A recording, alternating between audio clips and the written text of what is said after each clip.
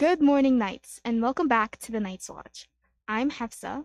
And I'm Cairo. This is a daily show that airs at the beginning of Block 2. The Night's Watch is a show made by students for students to keep everyone up to date with everything Queenie. Let's get to the announcements. Listen up, grade 12s. Miss Bigelow will be collecting grad signatures next week to include in the yearbook. There will be a booth set up in the front foyer this Tuesday and Wednesday at lunch. You will need to bring your student ID and will only be allowed to sign your first and last name. In addition, there's a flash sale for yearbooks next year, with the final deadline being Friday, June 10th. Yearbooks can be bought at the front office for $45.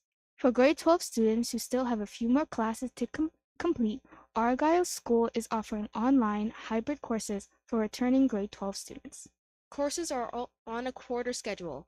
Argyle also offers the Top Up program. Speak to an Argyle advisor next week to find out more. Tomorrow, the Queenie speaker series continues with Queenie alum Conde Mansere.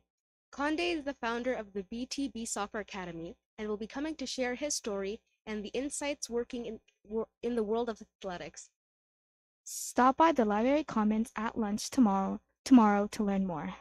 And finally, a quick announcement for grad banquet. Reminder that your grad banquet is this Friday, June 10th. Doors will open at 5:45 p.m. and the program starts at 6:30 p.m. Parking is free, but make sure you get there early to find a spot. Remember, you must have a ticket to enter the banquet. Security will check at the door, and there will not be any ticket sales at the door.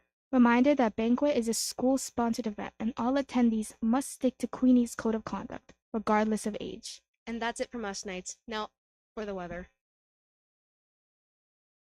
Hey Knights, today we're looking at some light rain and cloudy skies with a high of 20 degrees and a low of 11 degrees.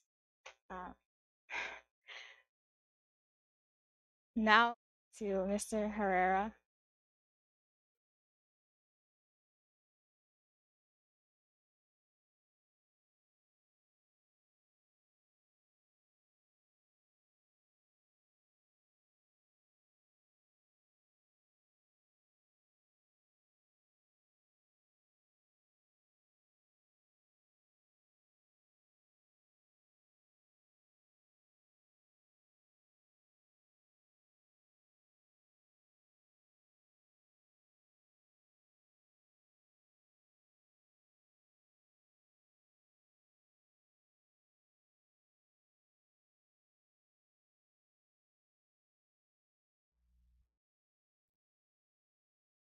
Hey, so I'm Miss O'Neill. I'm just here to talk to you a bit about Pride, the history, and why we have it every year. So when most of us think about Pride, we instantly think of the vibrant Pride Parade. However, it's important to realize that Pride is more than a parade. It's actually a political movement. It's a fight for social justice. It started as a collective protest, and it's a fight for those equal rights. Now it has evolved into a global month of action and celebration around the globe. Pride is about a desire to see all people treated equally, regardless of sexuality, race, gender identity, religion, or any other label that might be used as an excuse to violate their basic human rights. Unfortunately, Canada has not always treated members of the LGBTQ2S+ community fairly or equally.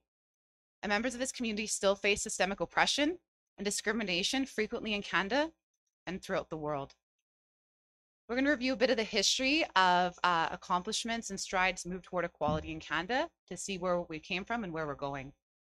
In 1969, Canada decriminalizes homosexuality acts. Before this, the first Canadian law condemning homosexuality came into force in 1841, and they made it punishable by death.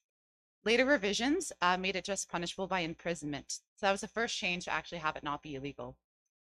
Unfortunately, homosexuality is still a crime in over 70 countries where many people live in fear for their safety and even their lives. In 1971 in Canada, the first gay rights protest for equal rights and protections occurred on Parliament Hill. In 1973 was the first Pride Week and changed to liberation and introduced the concept of pride. It was a national rights event in several Canadian cities. In 1990, the term Two-Spirit was coined, which allowed Indigenous people to reject other English terms that imposed the Western views of gender and sexuality on Indigenous peoples. In 1995, sexual orientation becomes included in the Canadian Charter of Rights and Freedoms, and in 1996, it is added to the Canadian Human Rights Act. Between 2003 and 2005, starting with the first same-sex couple marrying in Ontario, it became federal law for same-sex couples to have the legal right to be married. This made Canada the fourth country in the world to allow same-sex marriage. In 2013, Bill C-279 extends human rights to transgender people in Canada. And in 2017, the Canadian Human Rights Act expanded to include gender identity and expression, making it illegal to discriminate on the basis of gender identity or expression. After important changes in legislation, LGBTQ2S+ people receive the same protections people receive to practice their cultural and religious beliefs. This is obviously a very, very quick snapshot of the progress that has been made so that LGBTQ+ people may enjoy the same rights and privileges as everyone else. But there is still a lot more work to be done, and many members of the community still feel unsafe. It's important that all youth feel welcome and included in our schools.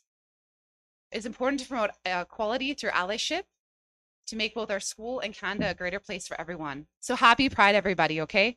Thank you.